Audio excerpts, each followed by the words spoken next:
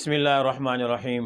सामईन मोहतरम, शैतानी वसवसे ऐसे हैं कि जिनकी वजह से इंसान इस कदर परेशान हो जाता है, ना वो ढंग से वज़ू कर सकता है, ना वो ढंग से नमाज़ पढ़ सकता है, ना वो ढंग से खाना और पीना कर सकता है, कि शैतान मुख्तलिफ़ किस्म के वसवसे डाल के उस इंसान के ज़हन को, उसकी सोच को और उसके दिमाग को इस कदर वो परेशान कर देता है कि इंसान सुकून से सो नहीं सकता। सोता है तो यूँ लगता है कि कोई मेरे पास है, कोई मुझे बुला रहा है, कोई मुझे आवाज़ दे रहा है। वो चलते हुए उसको ख़्याल होता है मेरे पीछे पीछे कोई आ रहा है। वो किसी जगह जाता है, उसको एहसास होता है कोई मुझे देख रहा है। हाँ जी, कोई जो है ना वो मुझे आवाज़ दे रहा है, कोई मुझे देख रहा है, कोई जो मैं कह रहा हूँ वो जो है वो मेरी बातें सुन रहा है, कोई मेरा पीछा कर रहा है। और फिर ख़ुद से वो शख्स मुड़ के पीछे देखता है, कोई आ तो नहीं रहा, कोई देख तो नहीं रहा। तो इस खौफ की कैफ़ियत, डर की कैफ़ियत और ये वसवसा इस कदर फिर ज़्यादा हो जाता है, पता नहीं ये खाना ठीक है नहीं ठीक, ये आदमी ठीक है नहीं ठीक, ये पानी ठीक है नहीं ठीक, ये जगह ठीक है नहीं ठीक। तो हर चीज़ के बारे में वो शुकूक व शुबहात का शिकार होता है। तो ऐसी कैफ़ियत अगर हो कि वो उसको मुख्तलिफ़ किस्म के वसवसे आएँ, मेरे कपड़े पाक है नहीं पाक, मैं गुज़र रहा था छींटे पड़ गए, पता नहीं मेरे कपड़े ठीक रहे कि नहीं रहे, और मुख्तलिफ़ किस्म के फिर वसाविस का अगर शिकार हो गया है, तो सामईन कुरान करीम की ये सूरत मुबारका सूरह काफ़िरून हर नमाज के बाद 3 बार इसकी तिलावत कीजिए और फिर अल्लाह के हुज़ूर दुआ कीजिए कि अल्लाह करीम मेरे दिल दिमाग को शैतान के शर से, शैतान के वसवसों से और शैतान के बुरे ख़यालात से ऐ अल्लाह मेरी हिफाजत फरमा। अल्लाह ताला की पनाह मांगनी चाहिए वसवसों से और बुरे ख़यालात से। इंसान नहीं चाहता वो ख़्याल दिल में लाना, लेकिन वो आ जाता है।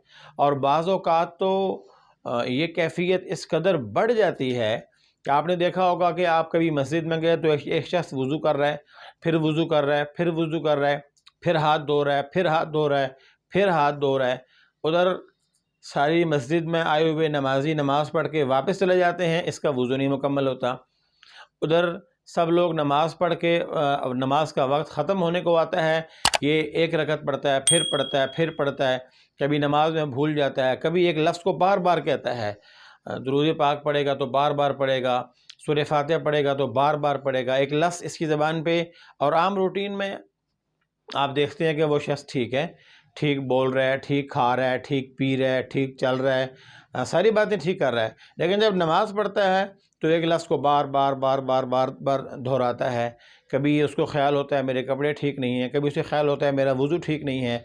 और फिर यही शुकूक व शुबहात और ये वसवसे इस कदर बढ़ जाते हैं कि इंसान की दूसरी ज़िंदगी मुतासिर होती है। ये शख्स बाज़ औक़ात इन्हीं वजूहात की बिना पर नफ़सियाती मरीज़ बन जाता है।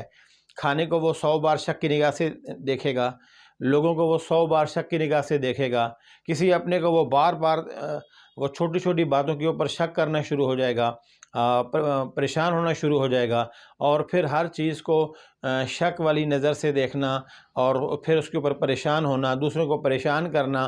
तो ये वसवसे शुरू होते हैं। वैसे तो हदीस मुबारक है कि एक ख़ास किस्म का शैतान है जिसका काम है लोगों के दिलों में वसवसा डालना और उनके वज़ू को ख़राब करना।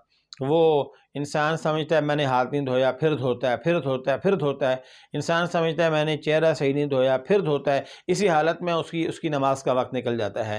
तो एक ख़ास किस्म का शैतान है जो लोगों के दिलों में वसवसे डालता है, उनका वज़ू ख़राब करता है, उनकी नमाज ख़राब करता है।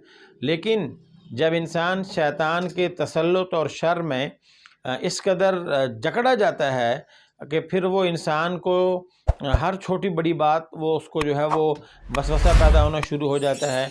होते होते ये शख्स नफसियाती मरीज़ बन जाता है।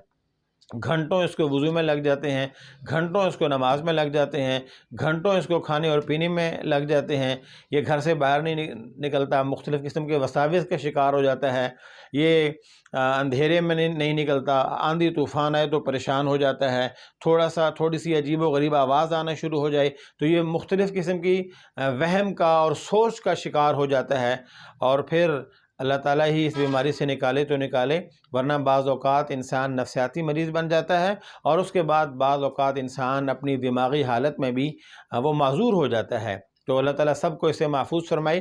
اس کے لیے یہی سورہ کافرون ہے، لیکن آپ نے اس وظیفے کی مقدار کو بڑھا دینا ہے۔ نارمل حالات میں، عام صورتحال میں، عام معاملات میں، مسائل میں تو آپ نے ہر نماز کے بعد 3 بار پڑھنا ہے، اور زیادہ مسائل شدت کا اختیار ہو گئے ہیں تو آپ نے ہر نماز کے بعد 7 بار پڑھنا شروع کر دیں اس کو۔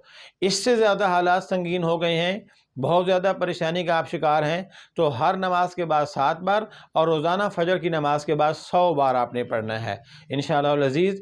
اسی کی برکت سے اللہ تعالیٰ وہ نفسیاتی بیماری، وہ دل دماغ کا وہم، وہ شکوک، وہ شبہات، وہ وسوسے، اس سب سے اللہ تعالیٰ محفوظ فرمائے گا۔ السلام علیکم ورحمۃ اللہ وبرکاتہ۔ اللہ تعالیٰ عمل کرنے کی توفیق نصیب فرمائے۔